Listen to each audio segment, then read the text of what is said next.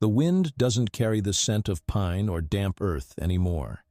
Instead, it tastes of bitter cedar and dry, choking rot. For 6 years, the mountain has grown. It is a gray, suffocating heap of sawdust, dumped by the ton across Martha's fence line. The mill owners call it byproduct. Martha calls it a burial. Her pastures are gone, replaced by a wasteland of industrial refuse that sours the water and kills the grass. But if you look closer, beneath the shifting dunes of wood shavings, something strange is happening. There is a heat rising from the belly of that mound, a fermented pulse that shouldn't be there. Before we uncover what Martha is hiding in the gray dust, subscribe to Beyond the Fields and join our community of those who stand for the land. Today, we see what happens when a widow stops fighting the waste and starts using it to grow a miracle. The roots of this place go deeper than the cedar shavings. Martha can still remember her grandfather, a man whose hands were as rough as the bark on the ancient oaks that used to line the creek. He bought this land when it was nothing but rock and stubborn brush. He cleared it with a mule and a hand plow, bleeding into the furrows until the soil finally yielded. That's the thing about a family farm. You don't just own the dirt, you're made of it. Every meal Martha ever ate, every drop of milk her children drank, it all came from the chemistry of this specific patch of earth. She knows the way the morning mist clings to the low hollows in October. She knows the exact day the first frost will turn the pumpkin leaves to black lace. This isn't just a deed in a courthouse. It's a living map of her ancestors' sweat. When her husband Silas passed away, he died in the very bedroom where he was born, looking out the window at the same rolling hills. He'd told her to keep the fences tight and the soil honest. For decades, they lived a quiet life, one dictated by the rising sun and the hunger of the livestock. They weren't rich by the bank's standards, but they had a cellar full of jars and a name that meant something when you shook a neighbor's hand. The soil was sweet, a dark loam that crumbled between the fingers like chocolate cake. You could drop a seed in the ground and almost hear it start to hum. But the world outside the valley was changing. The quiet was replaced by the low, constant thrum of the mill down the road. At first, it was just a distant noise, a reminder of progress. But the earth felt it before Martha did. The creek started to run a little slower. The birds moved further into the timber. Martha would walk the perimeter of her property, touching the old stones of the wall Silas had repaired, feeling the weight of the years. She felt like a sentry at an outpost, guarding a way of life that the rest of the world had forgotten. She remembered her father teaching her how to read the clouds, how to tell if a storm was coming, by the way the cows bunched up under the big elm. That elm is gone now, buried under 15 feet of cedar waste, but the memory of its shade is still etched into her mind. This land was supposed to be her legacy, the one thing she could pass down that had real value. It wasn't about money. It was about the continuity of the spirit. She had spent 40 years tending to the drainage, making sure the topsoil didn't wash away in the spring rains. She had pampered the earth, feeding it manure and compost, treating it like a living creature. To see it now, covered in the dead, dry skin of trees that had been chewed up by a machine, felt like a personal violation. It wasn't just a mess. It was an insult to everyone who had ever bled for this acreage. She could still hear Silas's voice in the wind, telling her that the land is the only thing that lasts. But as the sawdust began to pile up, she started to wonder if even the land could survive a mountain of bitterness. She spent her evenings sitting on the porch, watching the dust settle on her windowsills, thinking about the generations of calloused hands that had worked this ground. They hadn't faced lawyers or industrial machines, but they had faced drought and locusts and the cold, hard reality of survival. She realized she was the last line of defense. If she broke, the history of her family would be erased, paved over, or buried under the refuse of a company that didn't know the difference between a forest and a balance sheet. The connection she felt to the soil was physical. When the sawdust touched her garden, she felt the sting in her own lungs. The arrogance of the mill was a cold shadow over her heart. They thought they were dumping on a lonely woman who didn't have the strength to fight back. They didn't understand that Martha wasn't alone. She was standing on the shoulders of every farmer who had ever held this ground before her, and they weren't about to let their legacy be turned into a landfill without a word. The men who ran the Blackwood lumber mill didn't have mud on their boots. They wore polished leather and sat in air-conditioned offices looking at satellite maps that turned Martha's life's work into a gray polygon on a screen. To them, the mill was a triumph of efficiency, a hungry beast that consumed timber and spat out profits. The problem was the waste. Cedar is an acidic wood, and the sheer volume of sawdust they produced was a logistical nightmare. It was expensive to haul to the proper facilities, and the environmental regulations were a thorn in their side. So they looked at the map and saw the lowland bordering their property, Martha's land. They didn't see a widow's home. They saw a free solution to a costly problem.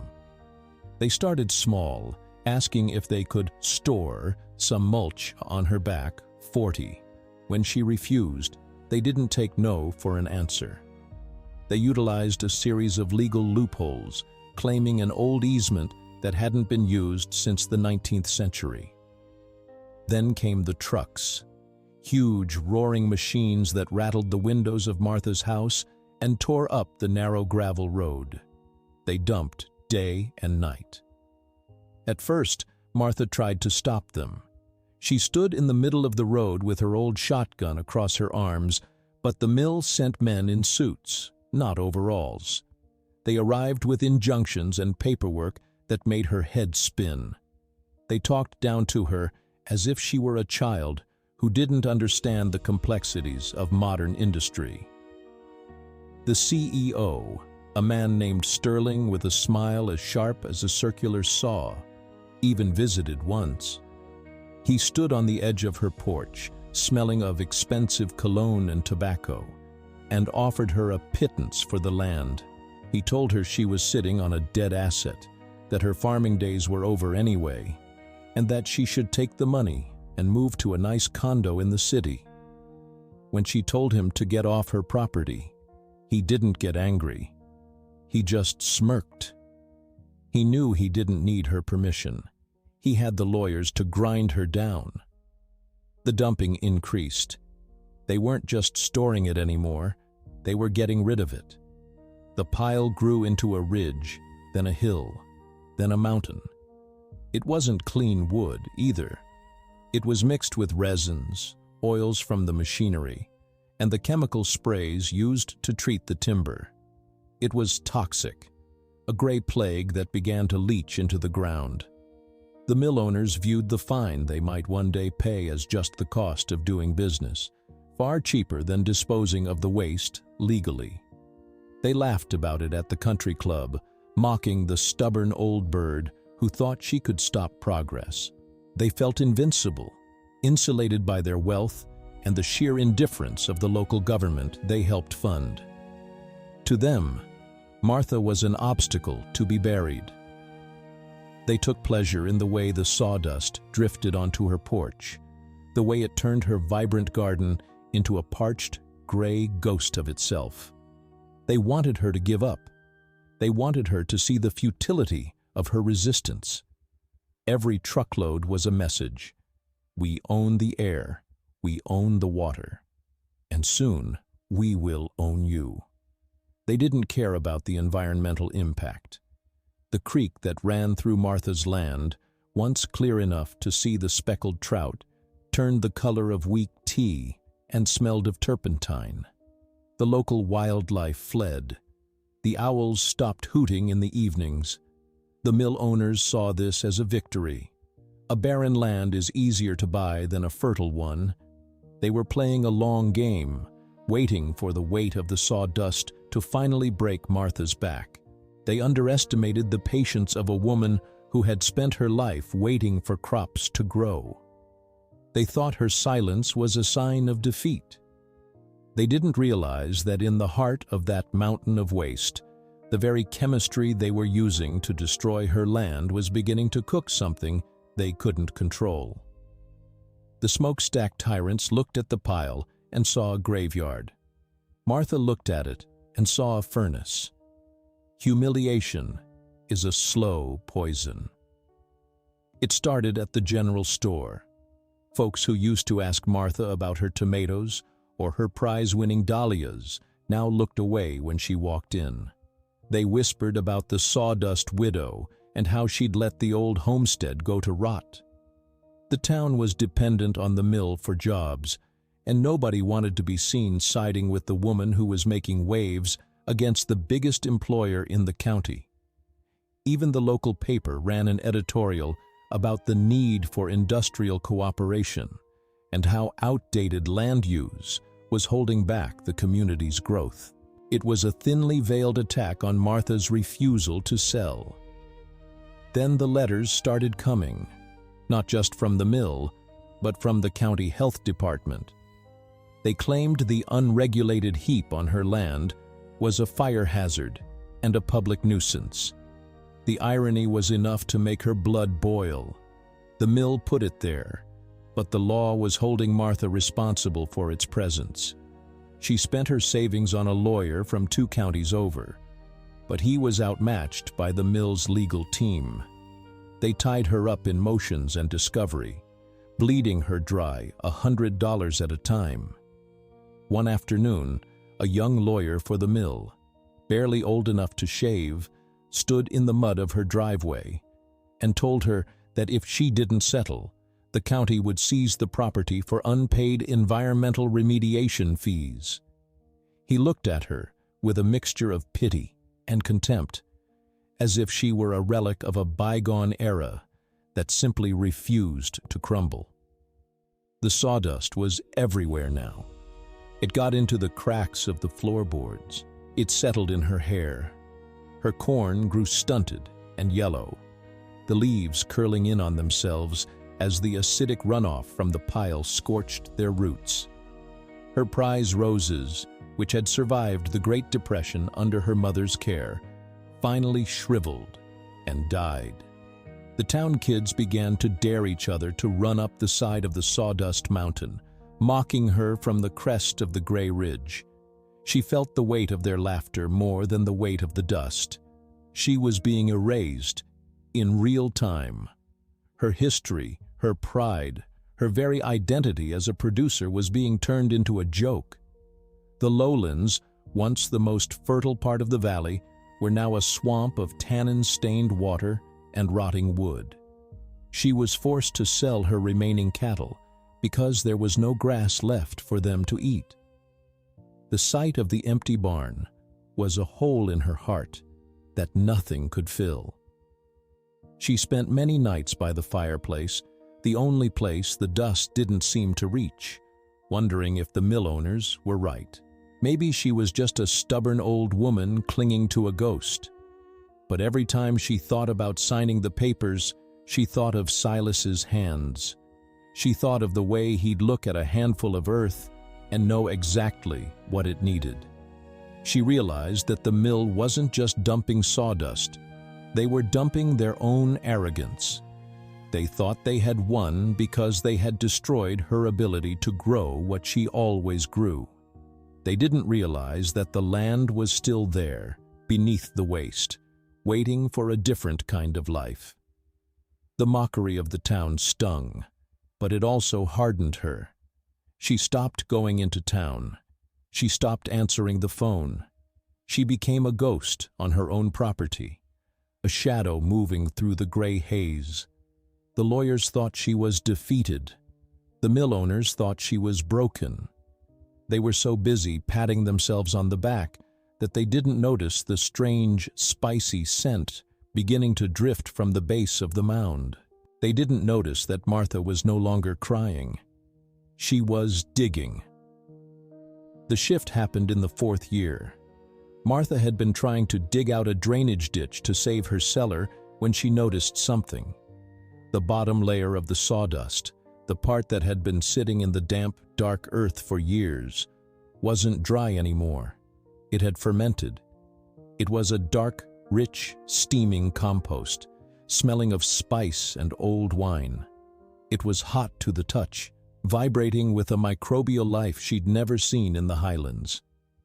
That night she remembered a story her grandmother told her about a rare fungus, a botanical treasure called the crimson morel.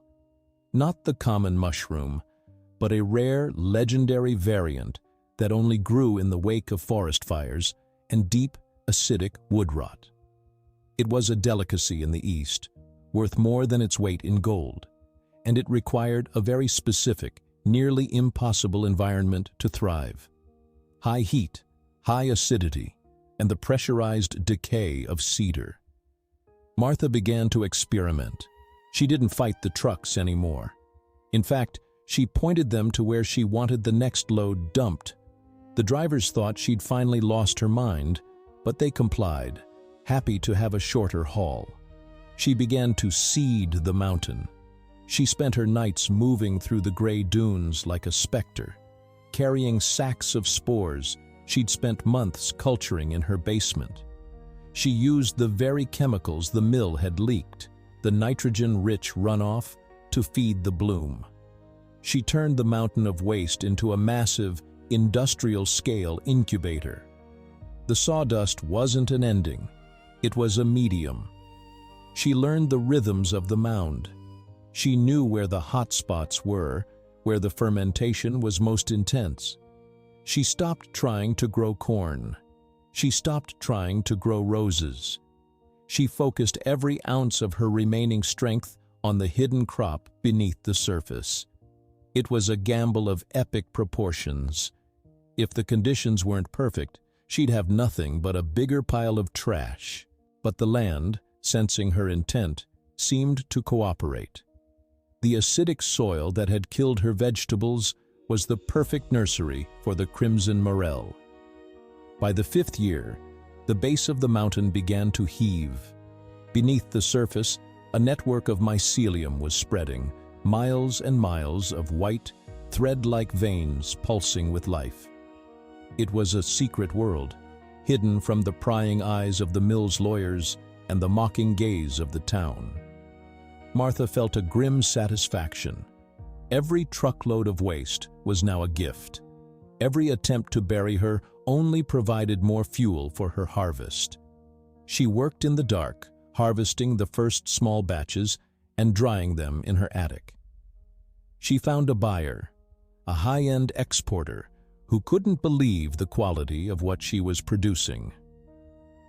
The checks started coming in, quietly, into a new account the mill didn't know about. She didn't spend a dime of it on herself. She used it to hire her own team of environmental scientists and top-tier lawyers from the city, keeping them on retainer in the shadows. She was building a wall of her own, made of capital and evidence. The town still laughed, seeing her old truck rusted and her fields gray. But Martha just smiled back. She was no longer the widow being buried. She was the farmer of the future. She watched the mill's smokestacks and thought about how much they were unknowingly contributing to her wealth. The arrogance of the powerful is a blindfold, and Martha was working right in their blind spot. She knew that the mountain would eventually have to be accounted for, and when that day came, she wouldn't be the one paying the bill. She was growing something that nobody had ever seen in this valley, a crop of pure justice fed by the very rot intended to destroy her. The heat from the mound was so intense now that the snow wouldn't stay on it in the winter. It steamed in the cold morning air, a giant, breathing lung of fermented wood. Martha stood at the foot of it, her boots sinking into the rich, dark mulch at the edges, and felt the power of the earth reclaiming the waste. The secret was safe for now, buried under layers of gray cedar. But the harvest was coming, and it would be a reckoning that the mill owners never saw coming. The climax came when the mill decided it was time to expand. They had secured a massive contract for exported timber and needed a new processing wing. The only logical place to build was the lowland, Martha's land. They didn't even bother with a fair offer this time. They filed for eminent domain, claiming the land was an environmental hazard that only the corporation had the resources to clean up. They cited the very mountain of sawdust they had created as proof that the land was a blighted waste. The court date was set. The mill owners arrived in their finest suits, Sterling leading the way with a pack of lawyers behind him. They expected a quick victory, a rubber stamp from a judge who played golf at their club. Martha walked in alone, wearing the same coat she'd worn for a decade. But when the judge asked for her defense, she didn't plead for mercy. She signaled the back of the room. A team of experts stood up, botanists, soil chemists, and land appraisers. Martha's lead lawyer, a woman who specialized in corporate environmental crime, stepped forward with a stack of documents. First, they presented the soil samples. They proved that the mill had dumped toxic resins and illegal chemicals into the mound. Then, they dropped the bombshell. They didn't just show the damage, they showed the value. Martha's lawyer presented the inventory of biological assets. Under the sawdust, they had documented a massive self-sustaining colony of crimson morels. Because the mill had illegally dumped on her land, the crop produced by that waste legally belonged to the landowner.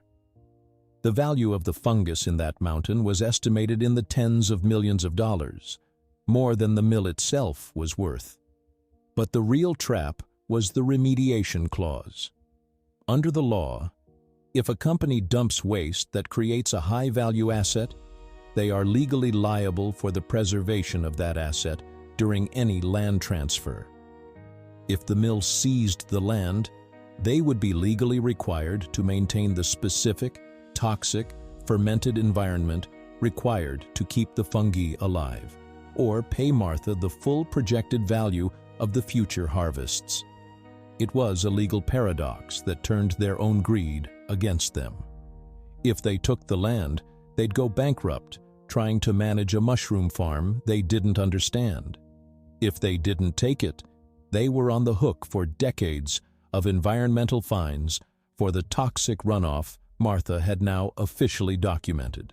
The mill owners sat in stunned silence.